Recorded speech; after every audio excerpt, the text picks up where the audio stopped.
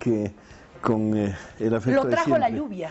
Sí, está lloviendo bastante Muy fuerte, ¿no? Está comenzando a caer agua por las calles y hay que protegerse. Y tener mucho cuidado si uno está en Sí, vehículo, así ¿verdad? es. Ministro, estamos en una fecha importante donde el trabajo empieza a intensificarse en el Ministerio de Educación y también en las departamentales. Sí, ya comenzamos la gestión escolar. El 1 de enero, 2 de enero, innegablemente es ya el arranque de lo que es la preparación del tema de inscripciones. Hemos arrancado el día 2 con 3 personas en la Unidad Educativa Brasil, que con todo respeto, un poco despistadas, queriendo hacer una fila. Y obviamente se mandó inmediatamente a los técnicos y se les dijo no hay filas porque ya se han sorteado, ya están los cupos cubiertos y a partir de ello obviamente ahora ustedes han podido comprobar no hay una sola fila. ¿Cuántos años pasaron, ministro, para que eliminemos las filas? Recuerdo bien algunas entrevistas anteriores que se iban planteando varias cosas, varias fórmulas, hasta que funcionó esta. Sí, realmente ha sido un tema que ha ido mucho. Yo me acuerdo un padre de un colegio de convenio en Cochabamba, le digo, padre, ¿cómo hace con tanta demanda usted aquí en el colegio? Y me dijo, con sorteo. Entonces entrego ficha a los papás, los reúno un día en el Coliseo y tenemos nuestra ánfora, sacamos y hacemos el sorteo. Así es lo más democrático porque no estamos sujetos a quién vino más temprano, quién puede pagar un soborno o algo. Así que y ahí un poco surgió la idea. Si bien no es lo más sui generis en el tema educativo, pero en las unidades educativas que han sido cerca de 400 este año, que tienen alta demanda en centros de ciudad, se ha establecido este mecanismo. Es odioso para el que pierde, claro. Es venturoso para el que gana, pero no hay otra para evitar el tema de que alguien haga fila desde el 1 de enero o desde el mes anterior, en diciembre, y que obviamente termine de repente intentando pagar algo para acercarse más a la fila y tener seguro el puesto. Creo que ha sido lo más acertado. Ya estamos con el preparativo de inscripciones. Lunes 14 empezamos las inscripciones, una semana, los tiempos necesarios para alguno que tuvo algún retraso y a partir de ello la planificación y el inicio de actividades el 4 de febrero. ¿Qué hacen los que no tuvieron suerte en ningún sorteo? Porque suele suceder, yo conozco casos así, que postularon a varios colegios y ninguno acertó. Lo que hay que dejar en claro que solamente se hace el sorteo en las unidades educativas de alta demanda. Yeah. Hoy día he visto la publicidad de la unidad educativa 6 de agosto. En el Pinilla era una demanda altísima, 500 creo que se han postulado. En la unidad educativa 6 de agosto, con una promoción de sus cualidades educativas muy interesante, sobre todo lo que dan en inicial, y obviamente ahí tienen una oferta, 2 cuadras más allá. Uno va 3 cuadras más al otro lado, encuentra otra unidad educativa. Es decir, las de alta demanda, que por diferentes razones han generado una situación de mucho interés de los papás, son las que concentran obviamente un aparente marcada preferencia, pero unidades educativas hay en todo el espacio territorial de Bolivia, pero además de las ciudades, que es donde generalmente se presenta este problema. Un solo caso yo tuve, un señor que me encontró el año pasado, me dice, en Alto Achumani no tenemos unidad educativa. Yo no le creí, le dije, no puede ser, es imposible. Había sido cierto. En ese momento el distrital tuvo la medida de comenzar a ver cuántas demandas había, se hizo un proceso en la distrital y se comenzó a asignar a las unidades educativas cercanas. Obviamente porque son barrios de nueva creación que se han ido extendiendo en la ciudad de La Paz. Estos casos extraordinarios son muy raros, el resto es colegios del centro de ciudades. Bueno, entonces 14 de enero arrancan las inscripciones y se iniciaría la gestión escolar el 4 de febrero. 4 de febrero ya está definido, lugar todavía no tenemos, eso lo vamos a coordinar con el presidente por el acto inaugural oficial que hacemos con el presidente Evo Morales. Eso nos proyecta hasta la primera semana de julio, se define el descanso pedagógico. 2 semanas y reiniciamos las actividades. Esperamos que este año no tengamos ninguna situación extraordinaria y que puedan cumplir todos los departamentos las 2 semanas, aunque sabemos que el tema de frío siempre es un tema complicado y peligroso. Pero con 2 semanas extendemos ya la gestión hasta el 1 o el 2 creo es de diciembre, cumpliendo los 200 días calendario. Y esperemos que no haya tampoco movilizaciones, ya los maestros han anunciado que podrían movilizarse, ¿no? Y ponen en riesgo el inicio de clases. Hay 3 temas que yo quisiera aprovechar solamente para información. Adelante. Un primer tema, han estado manejando el tema de que el presupuesto de educación se ha disminuido. Yo quiero dejar absolutamente en claro, Priscila, que hay un cuadro que muestra lo que es el presupuesto del sector educativo. Si vamos de lo último hacia adelante, el presupuesto del sector educativo como presupuesto, es decir, lo que presupuestamos al inicio de gestión, el 2018 fue 21.000 millones. 21.000 millones. Para el 2019 están proyectados 21.600.000. El ejecutado ha sido 27.000 millones por el doble aguinaldo y algunos incrementos de ítems. ¿Qué contiene estos 27.000 millones? Presupuesto de inversión en educación, especialmente Bocumple, presupuesto de universidades. Construcciones. Ya. Universidades, gobiernos departamentales y municipales que invierten en temas educativos, magisterio, imagínense, de 27.000 ejecutado, 15.558 millones será sueldos y salarios de los maestros, que eso está garantizado, no hay ningún problema. Y ahí es donde vino el problema que dicen, han reducido el presupuesto de educación, porque ven el presupuesto del Ministerio de Educación. En el caso del Ministerio de Educación bajó de 288 a 205, porque 83 millones era el proyecto de módulos tecnológicos que ya ha concluido. Por lo tanto, como presupuesto de ministerio, en la parte administrativa, no tenemos ningún problema. Funcionamos, tenemos el presupuesto adecuado para nuestros programas de aulas hospitalarias, para todo tenemos presupuestado.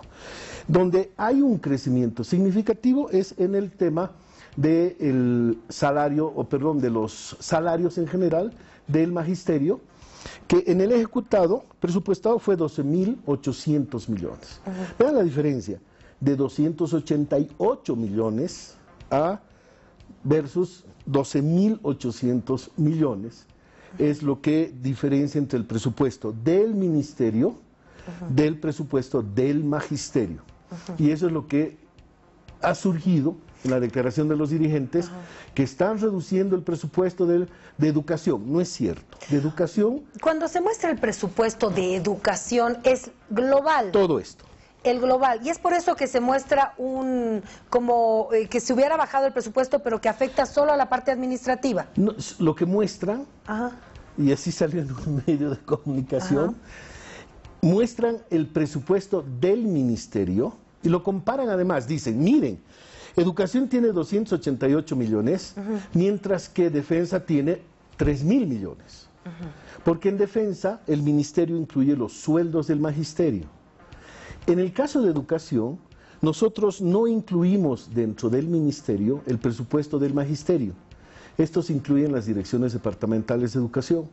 Alguien que pueda tener el interés puede entrar al sistema del Ministerio de Economía y ve, presupuesto del Ministerio de Educación, 288 millones. O sea, el dinero para sueldos no sale del Ministerio de Educación. No, no sale del Ministerio. ¿De dónde sale? Directamente del TGN. El TGN cada mes deposita a las direcciones departamentales de educación los montos equivalentes a los sueldos de su departamento. ¿Y dónde está ese monto establecido en una nómina? En el presupuesto. Pues el presupuesto ya determina, nosotros le pasamos el presupuesto y le decimos, este año tenemos tantos maestros de educación inicial, de educación por unidad educativa, todo está presupuestado, y le decimos, esta va a ser la planilla del magisterio. Esa planilla sale del TGN y automáticamente a las direcciones departamentales cada mes se paga y de ahí sale al depósito de sus cuentas de los maestros. Es decir, la confusión que están haciendo entre el presupuesto del ministerio, que son 288 millones, versus lo que es el presupuesto del magisterio, que son 12.000 millones, y lo que es el presupuesto del sector educativo, que son 21.000 millones. Es lo que no hay que confundir. Garantizado todo el tema de salarios, incrementos salariales, el pago de los bonos, el pago de los nuevos ítems que nos van a dar, que todavía no tenemos el monto, estamos esperando, y a partir de ello, educación sigue creciendo y sigue siendo en América Latina el segundo país después de Cuba en inversión en educación y el primero en América del Sur. Datos de la CEPAL, datos de, se llama Datos Macro, una página donde compara en el mundo la economía y ahí sale el dato. Bolivia tiene en este momento el segundo lugar en América Latina en inversión educativa, que respecto del Producto Interno Bruto es entre el 7 y el 8% anual. Hemos llegado al 10% y este año está proyectado en un 7.5 aproximadamente, o puede crecer un poco más. Y respecto del presupuesto general, 11% de todo el presupuesto, y cuando le sacamos el área financiera del presupuesto, vemos que es el 18% comparativamente de los otros ministerios. Y si hacemos una comparación con otros ministerios, porque se hacía con el de Defensa, también se hacía con el Ministerio de Comunicación, que este año tiene mucho más presupuesto. Claro, si queremos comparar como ministerio, sí, el Ministerio de Educación, y aquí hay un tema, el tema de presupuesto es un poco complicado, pero es bien importante que se lo aclare. Sí. Nosotros presupuestamos el 2018 288 millones para el ministerio. ¿Para qué sirve eso? A ver, para que la gente entienda. Salarios de los funcionarios del ministerio. Ya. Nuestro programa Escuelas Hospitalarias, CAIPS en penales, para los proyectos que son del ministerio, refacción de la infraestructura del ministerio. Para eso sirve este presupuesto de 288. Ahí se incluye compra de equipamiento, compra de maquinaria para el ministerio. Cuando es infraestructura educativa, construcción de una unidad educativa, es este presupuesto. Que es otro. Que son presupuestados 1.286 millones para el 2018. ¿Y para el 2019? 728 millones, que esto se incrementa en función de los nuevos proyectos que se incorpora de la aprobación del programa Evo Cumple. En el caso del ministerio, de 288 hemos bajado a 205 por este proyecto que les decía, módulos tecnológicos. Que ya terminó. Ya terminó, ya hemos entregado la mayoría. Y en el Alto vamos a entregar este año, en el Alto, en zona sur de Cochabamba y en Plan 3000 de Santa Cruz, los 3 últimos módulos que son bastante grandes. Terminó el proyecto.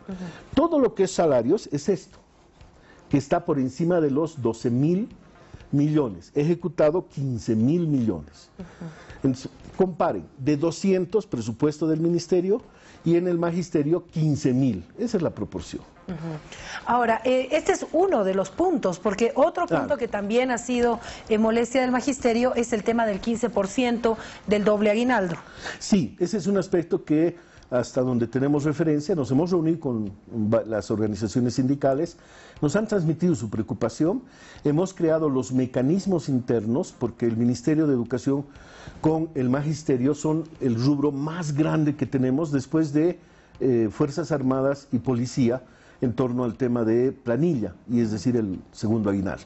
Y hemos establecido el mecanismo, lo que va a ser, y hemos sacado el instructivo, el director de cada unidad educativa va a hacer hasta el 16 de enero, o sea, ya va a empezar inscripciones, los maestros ya van a estar contactados, grupo de WhatsApp de la unidad educativa funcionando, y el director nos va a remitir la lista de teléfonos oficiales de los profesores de su unidad educativa. Nosotros tenemos un sistema, cargamos el sistema y automáticamente eso va a ir a AGETIC y que lo va a cargar en el sistema del segundo aguinaldo. Es decir, ya a partir del 16, 17 de enero, todos los montos correspondientes al 15% del magisterio van a ir cargándose. ¿Qué es lo que puede impedir? Que el maestro no tenga su teléfono, que haya cambiado su teléfono o exista alguna situación vinculada a su teléfono. Después ya lo tenemos cargado hasta el 17. Bueno, pero ellos rechazaban este 15% que sea en productos. Ellos querían que se les pague el segundo aguinaldo, como dice la ley, de manera completa.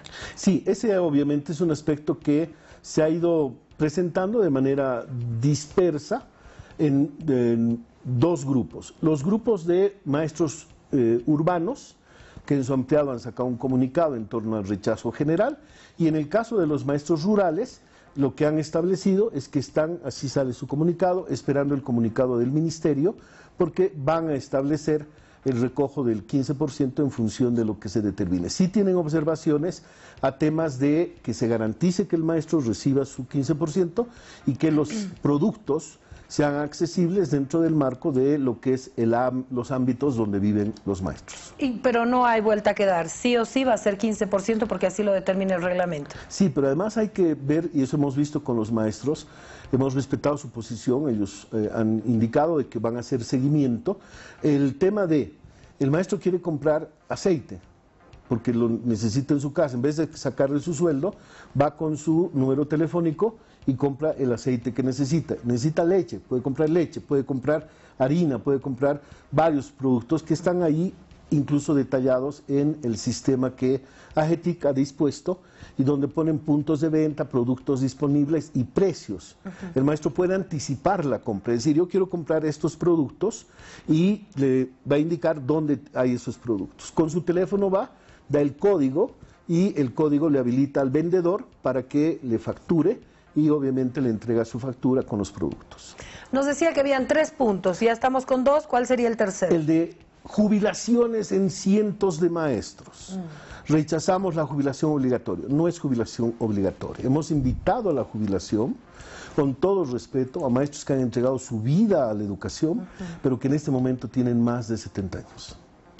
Imagínense un maestro de educación física con 78 años, un maestro de educación inicial con 70 años. ¿Pero hay alguna norma que establezca eso, que un maestro de 78 años no pueda seguir impartiendo alguna materia? Hay un principio básico que es el tema de la pertinencia y la adecuación del maestro a las actividades que tendría que desarrollar. Un segundo elemento, y es lo que no toman como referente los maestros, que los reivindican en una parte y en otras no, el reglamento del escalafón, que es una reivindicación del magisterio, determina que está prohibido, así dice, no dice se deberá trabajar hasta, sino está prohibido trabajar en el magisterio con más de 60 años. O sea, ahí está entonces lo que le decía. ¿Hay alguna norma? Sí, existe, hay un reglamento que lo establece. Sí, hay un elemento que los maestros lo argumentan, por eso estamos invitando, no obligando, que es la ley general en materia de jubilaciones, que determina que la jubilación es un derecho, no una obligación. Por lo tanto, se amparan en eso los maestros, respetamos su posición y dicen, tenemos el derecho de jubilarnos cuando nosotros deseemos. Nuestra planilla, y es lo que los maestros dirigentes no dicen, tiene el maestro con mayor edad, si bien es de un instituto, pero el maestro con mayor edad tiene 82 años. 82 años. 82 ¿Y de qué años. materia es? Es de un instituto técnico, es de un instituto no es de aula, y de ahí va a reducir. En total hemos invitado a 912 maestros. ¿A nivel nacional? A nivel nacional, que tienen más de 70 años, y lo que sí les hemos planteado, si no quieren jubilarse, es su derecho, pero hay un tema que debe quedar claro. Lo que no pueden hacer es no jubilarse y darle su materia a su hijo para que vaya a suplirlo. Si el maestro va a continuar trabajando en su derecho, que vaya a trabajar el maestro, porque esa sí es obligación. No es decir, no me jubilo, hijito, anda, reemplázame en mi materia. Y va el hijo como reemplazo de su papá. ¿Y cómo funciona esa figura? ¿Quién recibe el salario? ¿Cómo es eso? No, el maestro sigue recibiendo el salario. ¿Ya? Y obviamente lo que hace es cubrir su obligación de asistir. Esto o sea, ya es la negociación que tiene él con el hijo, digamos. No, porque seguramente lo va a colaborar. Hay casos, en esto hay que reconocerlo, hay casos de enfermedad, generalmente enfermedades terminales, que son muy dramáticas, lo hemos podido apreciar los últimos meses, y que hemos dado una solución. Un maestro con cáncer o una maestra con cáncer iba al seguro y le daban 3 días de baja médica. Y le daban 3 días, y le daban 3 días, y le daban 3 días. Nosotros hemos establecido, ¿y qué pasaba con la maestra? La maestra no podía, o el maestro, con su cáncer, ir a pasar clases. Claro. Era muy dificultoso. Tenía que ir a hacer su quimioterapia y sus tratamientos. Ahí es donde hemos establecido que los maestros que tienen esta situación tienen el derecho de solicitar una licencia por enfermedad al ministerio por 180 días. De tal manera que evitamos que la CAGE, por temas burocráticos, le esté asignando 3 días de baja médica, 3 días de baja médica, 3 días de baja médica, y directamente tiene el derecho de tener 180 días de baja por temas de enfermedad grave. Ahí sí, legalmente, el maestro, y en esto compartimos con los dirigentes, el maestro no puede buscarse el suplente. Claro. Quien tiene que buscar el suplente es el director de la unidad educativa. Ese director convocará, hace una convocatoria pública y dice: necesito maestro de educación física en suplencia.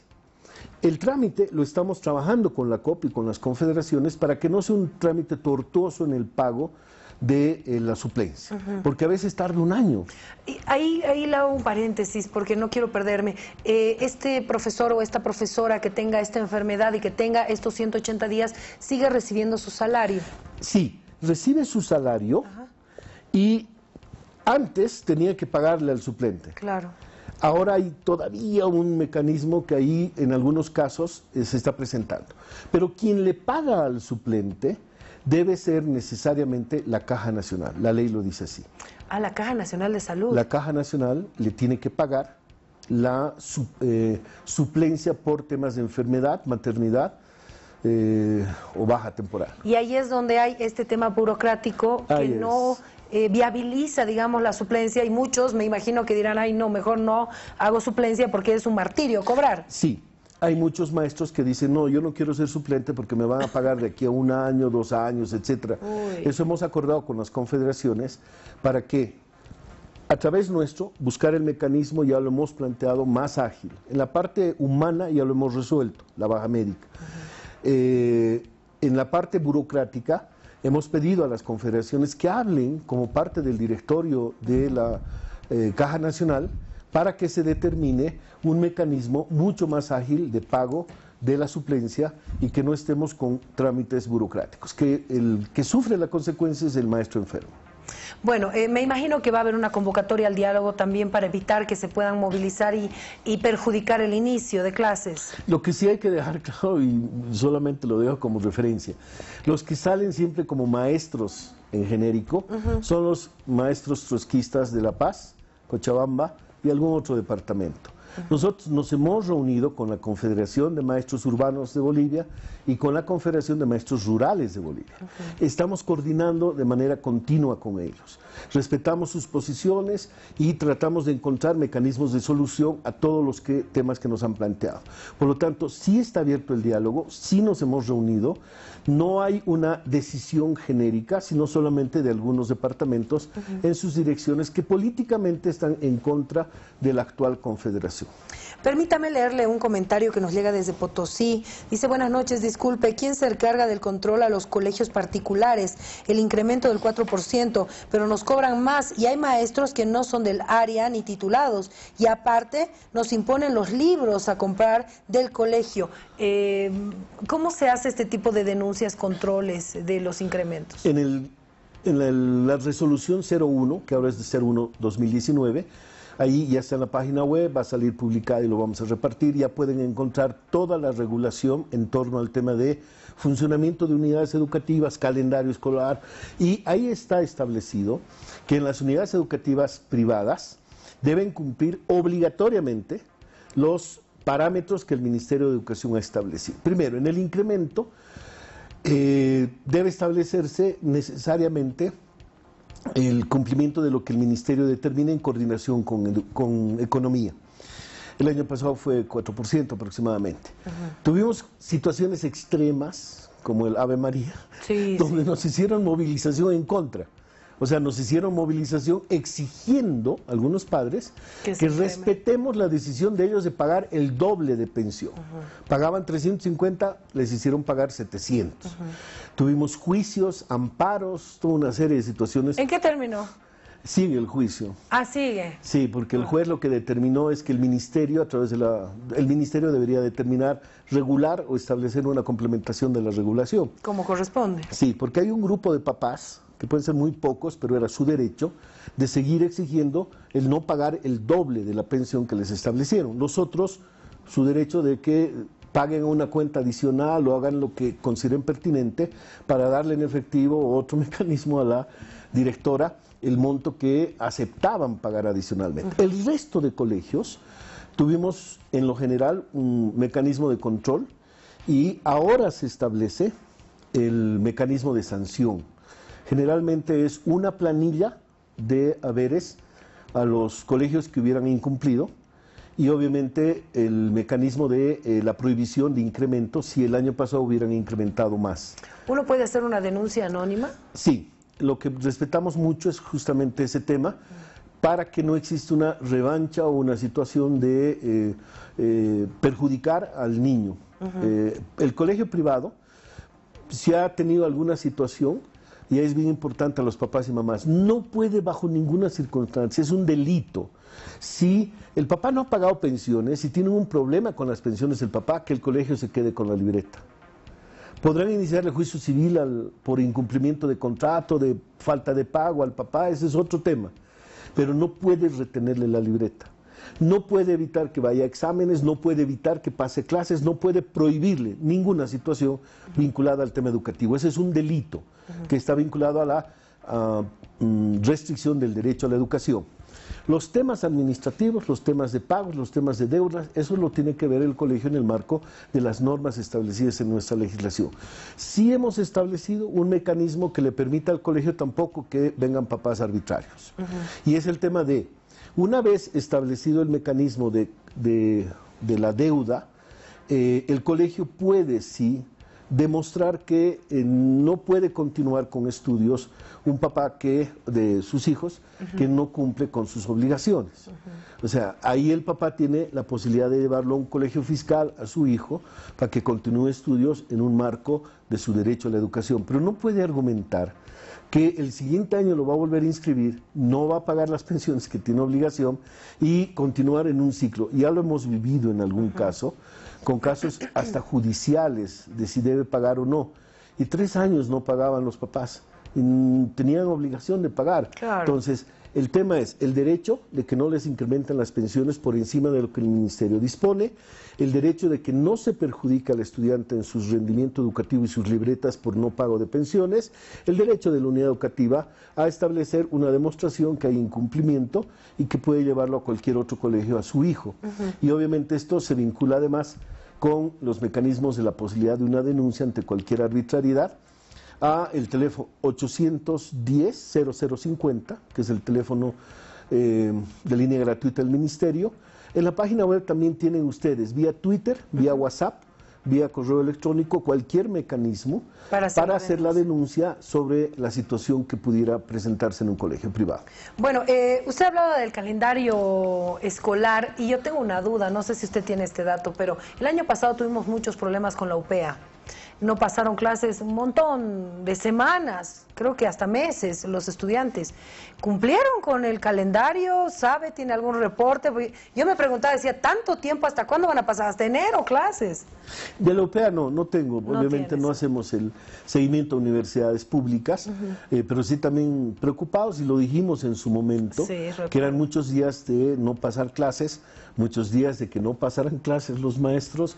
Las situaciones, creo que en algún momento salieron las noticias de que no les pagaron esos días y obviamente es un tema de responsabilidad de carácter social. El año pasado habían 2 temas de 2 colegios en La Paz, no sé al final cómo resolvieron, si el ministerio en algún momento conocía el caso del Colegio Loreto y el caso del Colesur. El Colegio Loreto por un tema judicial, gran cantidad de alumnos, hablamos de 600 alumnos, y el Colesur lo propio. En el caso del Colegio Loreto no tengo el último dato, porque esto lo ve directamente la Dirección Departamental de Educación. Tenía referencias de que había todavía una conclusión del tema judicial. Incluso hicieron algunas denuncias bastante graves respecto de un juez que hubiera sido además propietario y cosas por el estilo. Ese tema sí, por favor, lo dejo pendiente. Claro, sobre todo, ¿qué va a pasar con los estudiantes, no? Y ahí viene el segundo caso. En el caso del Colesur, sí la situación, en lo que hemos podido verificar, está establecida en un cierre, en una clausura definitiva de la unidad educativa, porque durante un cierto número de años no renovó ni consolidó su contrato de alquiler. Es ese nuestro problema. Cuando una unidad educativa, una persona viene y quiere abrir un colegio privado, le ponemos condiciones. Una de ellas es que tenga derecho propietario sobre el terreno, sobre la infraestructura, o contratos de alquiler superiores a los 5 años. Porque cuando no tienen eso, ya son 3 colegios que yo he podido ver en mi gestión que han tenido una situación así. Dejan de pagar alquiler, entran a juicios penales con los propietarios, comienza una pugna y al final siempre va a terminar con la clausura del colegio si es que no tiene el derecho propietario, siempre. Claro. Porque tiene que garantizarse el funcionamiento. Pero además, yo le digo, en una ocasión una empresa constructora nos metió juicio penal a nosotros, a mí y al viceministro de Educación Regular, por tomar una decisión de preservar el derecho a la educación. Entonces, estas situaciones son complejas. En el Colesur, yo he visto los memorándums emitidos por la directora distrital, que remite al San Ignacio, manda al INEMAN y a varios de los colegios, en los privados fundamentalmente, para que se extienda el cupo, autorizando un cupo mayor, si es que algún papá quisiera acceder a esa unidad educativa. Por curso, de tal manera que ahí sí tenemos que garantizar que todos los niños puedan ir a cualquier unidad educativa que sus papás decidan llevarlos. Ministro, por favor, en esta gestión vamos a tener algunos cambios también en horarios, por ejemplo, carga horaria, en materias. Sí, lo que hemos hecho, el cambio más fuerte es en tema de físico-química. Nos han dado duro con el tema de estar reduciendo el contenido científico, han reducido la carga horaria de física-química, al margen de un debate que hay que demostrarlo, que no hemos reducido en términos reales. Hemos aumentado en 8 horas la carga horaria de físico-química para tercero y cuarto. En tercero y cuarto, ahora van a tener 32 horas. Antes pasaban 24 horas en física, 24 en química, ahora van a pasar 32 en física, 32 en química. ¿Por qué? Para mejorar el desarrollo de contenidos. Recogemos la crítica, la observación, la recomendación de los profesores que se han reunido en una asamblea de profesores de físico-química y nos han hecho llegar un documento muy bien sustentado y hemos recogido estas sugerencias que con las confederaciones también las hemos analizado. ¿Qué nos plantearon? Primero, han estado trabajando con el tema de promediar la nota de físico-química y eso ha traído consecuencias. Un estudiante bueno en física, no tan bueno en química, promedio sale reprobado. Entonces ahora lo que estamos haciendo es separar las notas. Esa fue la recomendación, la hemos asumido. Las notas van a ser separadas. Física por un lado, química por el otro lado. Y ya no se promedia. En términos del desarrollo de los horarios, son separados. Donde sí el maestro tiene que hacer un esfuerzo, si son 2 maestros, uno de física y otro de química, el de trabajar la parte de laboratorios y la parte práctica de manera conjunta. Porque cuando vemos todo lo que es la naturaleza, es una relación entre lo físico y lo químico. Hacia el cuerpo humano, el funcionamiento de los músculos está articulado en una reacción química, en los compuestos químicos que entran al cuerpo, en proteínas, etcétera, para dar la fuerza que el cuerpo requiere. Esos elementos son los que necesitamos, que en la práctica los trabajen conjuntamente para una comprensión mejor de físico-química. Pero en el desarrollo de la materia hemos vuelto al sistema separado, físico por un lado, química por el otro. En tercero y cuarto estamos añadiendo 8 horas y en quinto y sexto vamos a añadir horas, 8 horas, pero progresivamente en función del avance que tengamos en tercero y cuarto. Bueno, son varios temas en educación, por eso no tiene que perderse tanto tiempo, porque si no podemos seguir charlando nosotros. Bueno, ministro, no quiero despedirlo sin comentar este tema. Usted en este momento es el ministro más antiguo que acompaña al presidente Evo Morales.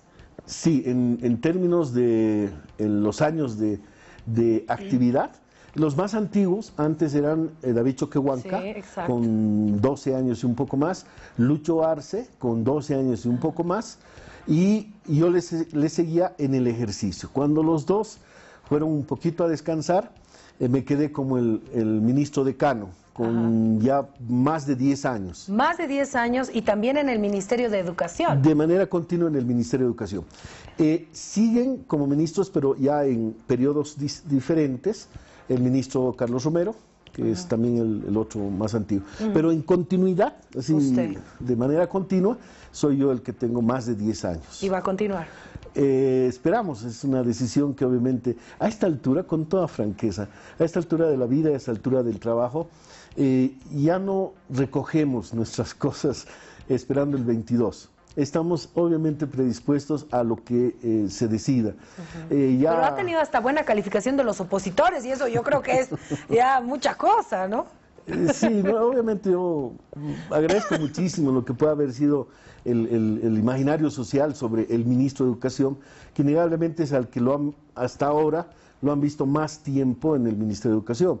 El más antiguo era Juan Misael Saracho, que estuvo 5 años de manera continua. ¿Y usted ya? En principios del siglo XX. Y ya, en los registros de la historia, el ministro más antiguo hasta ahora sería yo. Bueno, ministro, ha sido un placer tenerlo en el programa. Espero que no se me pierda tanto. No, vamos a estar. Muchísimas gracias. Gracias. Nos vamos a la pausa, ¿no, Ricardito? Sí, tenemos una pausa. 5 minutos nos separan de las 23 horas. Siga con nosotros. Volvemos luego de estos mensajes con Todo a Pulmón.